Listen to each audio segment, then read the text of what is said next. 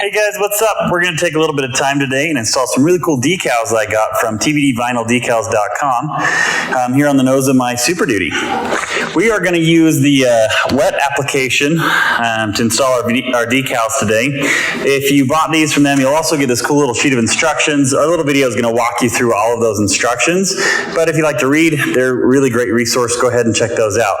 Now, when you're getting ready to put decals on the hood of your vehicle or anywhere on the vehicle itself, one of the most important things you can do is make sure the surface is prepared properly. So you're going to want to make sure you've washed and cleaned the vehicle, especially on the nose. You don't want to have any kind of bugs or grease or oils or anything else underneath where those decals are going to go. So if you haven't washed it recently and you don't want to, a quick detailer or something like the Swift Wipe waterless car wash from Chemical Guys, give it a little bit of a squirt on the hood. Make sure you got that area nice and clean. Now, a lot of these cleaners will also leave a small residue behind, which generally is good for your vehicle, but when we're trying to adhere something to it, we want to take those off. We especially want to remove any waxes or anything like that. So if you don't have a cleaner like Clean Slate, then some rubbing alcohol is a great way to do that. Now just take a Q-tip and get it nice and wet and just rub it all along where you plan to put your decal. So here on the inset of Super Duty, we're going to just go along here and give it a good clean.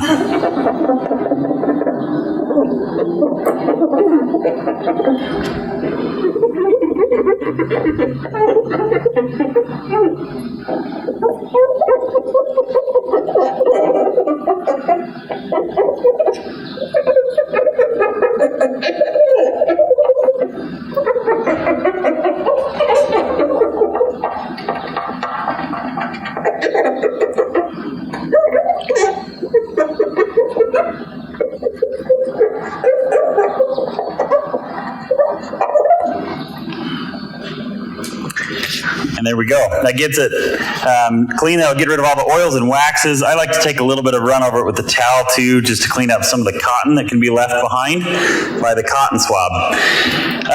The other thing that's really important is when you're installing these decals, not to try to peel the corners off like a regular sticker. Instead, you want to use some tape. So I've just got a roll of painter's tape here. Or some masking tape or something of the like that won't adhere too much to the vinyl, but will allow you to lift it off the page. We're going to also I've got a squirt bottle here that is 5% soap, 95% water. So in 6 ounces of water, that's 3 to 4 drops of soap. And we're going to put that underneath. Now that soap will make it so that our sticker doesn't stick immediately. These stickers have a solvent-based adherent to them so that we have a little bit of time to move them around with that water underneath. Then we'll dry it out and squeegee it just to get that in place first. And just very carefully peel it off the edge there. And once you have a solution underneath it, we can just gently set it roughly where you want. When you first get it in, it doesn't even need to be super close, as long as it's on that soapy water. To go ahead and get it off your tape here.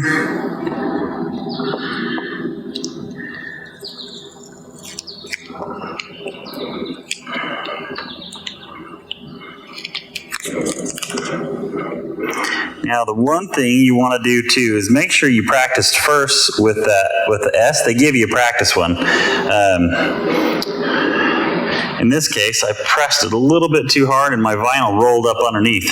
So it gives you a good chance to practice in case you screw up on one. You've got that extra letter S, so we're going to abandon this one and call that our practice S and move off to the second one instead.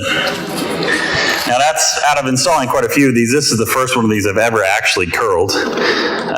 But it's good to have that practice, and I really appreciate a lot of places don't give you that extra letter to practice with. So we're gonna try it again here.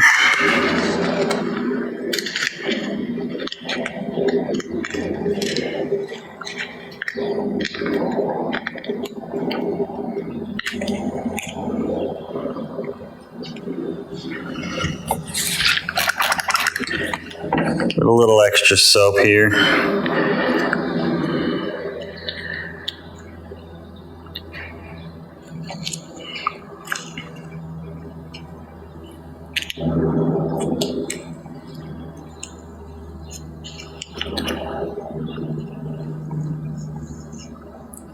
We're going to just kind of hold it down while we peel it back. There we go. Now, because you've got this soapy water solution underneath it here, you can take and slide this down. It's kind of like sticking a wet noodle to your truck. It'll be a little bit sticky, but you've got some room to move it around with. To kind of get it into that right exact place before it dries. That's the real advantage to this wet method. It's possible to do it just dry, but I don't recommend that. Even a lot of the professional installers you'll go and see, they won't do a dry installation because it's completely unforgiving. Once it's stuck, it's stuck. And it's not possible to take it off without damaging the decal. Now, I like to take a Q-tip and run it along there too. Instead of trying to get my finger into these tight gaps, it's a little bit easier on the nose than it is on like the tailgate, for example. But you can anchor it in place once you're happy and kind of hold it in place and then use the Q-tip to squeegee any water or air bubbles out.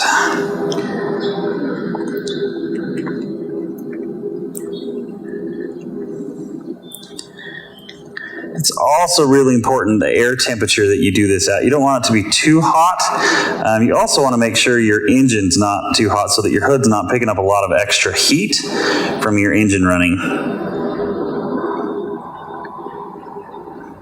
What happens is if you have too much heat, it causes the soap and water to evaporate faster than you can move the air bubbles out.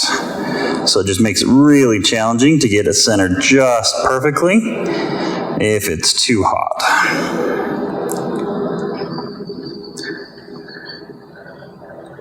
Now in the instructions it'll tell you you want it to be around 60 to 80 degrees when you're installing this. Now, as you can see, then we're going to go over it just real as we go. We just keep moving the water out. I also like the Q-tip too, because as water comes out the sides, it'll soak it up for us. So you can see those bubbles disappear, and you can just come back and keep just working it into the corners.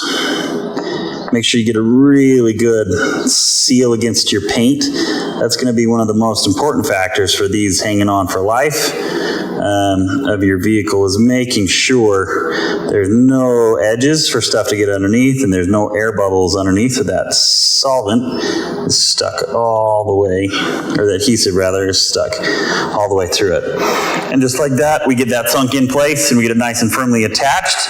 Once I go through and I do all the rest of them, I'll come back oftentimes too and make sure they're really down after they've started drying a little bit, or you can help it along with like a blow dryer on a low heat setting. So you don't want to melt it, but just kind of encourage the water underneath to finish evaporating. So we're going to move on and do the rest of the letters here.